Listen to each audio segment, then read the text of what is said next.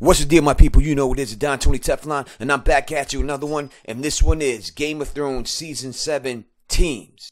And in these team videos, I will go through all of the major characters and their team members and see exactly what skill sets they bring to the table in Game of Thrones Season 7 and see exactly how they will affect Game of Thrones Season 7 for their team leaders. So in this video, we will go through Team Captain Jon Sno.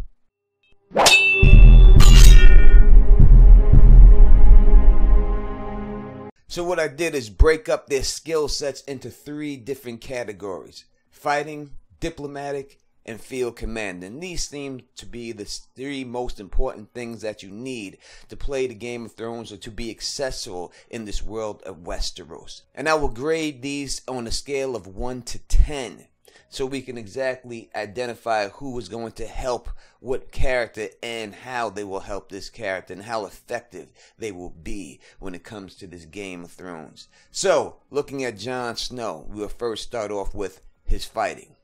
Well, if Jon Sno is anything, we would have to say he's probably one of the greatest fighters in Westeros at this particular time in the show. So his fighting has to be a solid 10. We have seen Jon Sno kick the shit out of just about anybody he has come across at one time or another. And I can't see this changing up in any particular way. Jon Sno, if anything, is a great fighter. So definitely the man gets a 10 when it comes to fighting.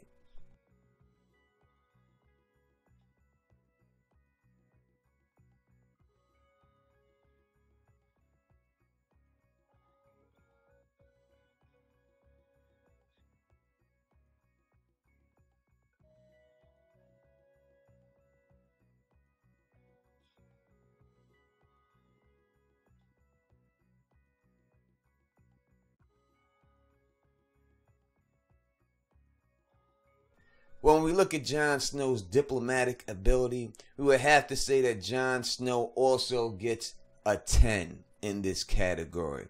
He is able to convince people, even when we start off with the wildlings who didn't kill him. And even though he killed Corin Halfhand, and that is probably one of the reasons why they believed his story, he was convincing enough to get them to join him. He is convincing enough to get Mormont to make him his steward so that he can be the next commander of the Night's Watch. And with the help of Samwell Tarly, he was able to become the Lord Commander of the Night's Watch. And he has enough diplomatic ability to get people to follow him into battle and make them want to fight for him.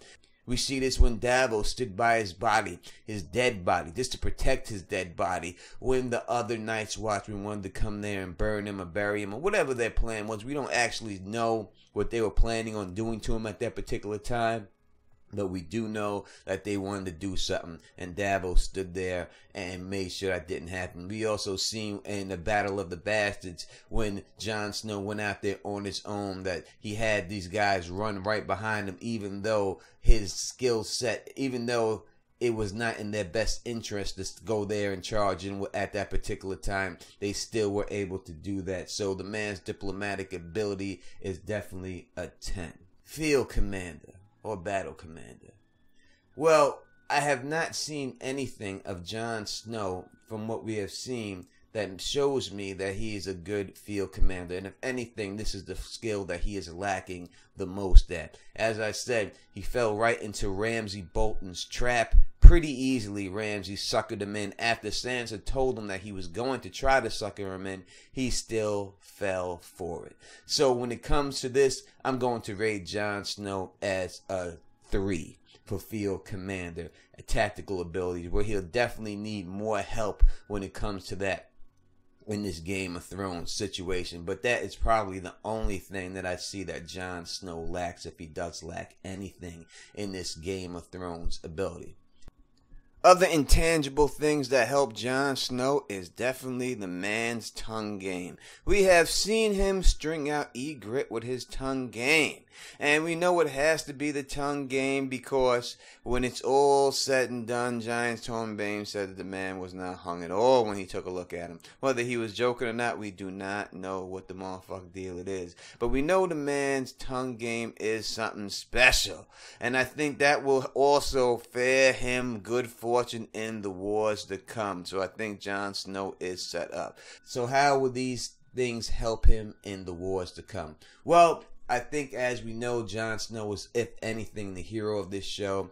His fighting ability will come into great play when fighting the White Walkers. The man has already killed a White Walker, and I think that if anybody has the ability to take on the Night's King one-on-one, it will definitely be Jon Snow. His diplomatic ability will allow him to have other houses follow him into this battle, and have other houses kind of believe him of what's going on when it's all said and done. So I think it would serve him very well when he meets Daenerys Targaryen, and also serve him very well when he meets Cersei Lannister. I think he'll be able to talk his way into certain situations with them and maybe get some help out of it. His field commander, he's going to need some goddamn help when taking on these White Walkers. He's going to need a battlefield general, someone that can help him with tactics so that he does not go out there and get his ass kicked when the White Walkers come. So, if you like the way I do this, please thumbs up this, please spread this across the realm, and please subscribe. And until next time, you know who it is. Peace! And stay sexy.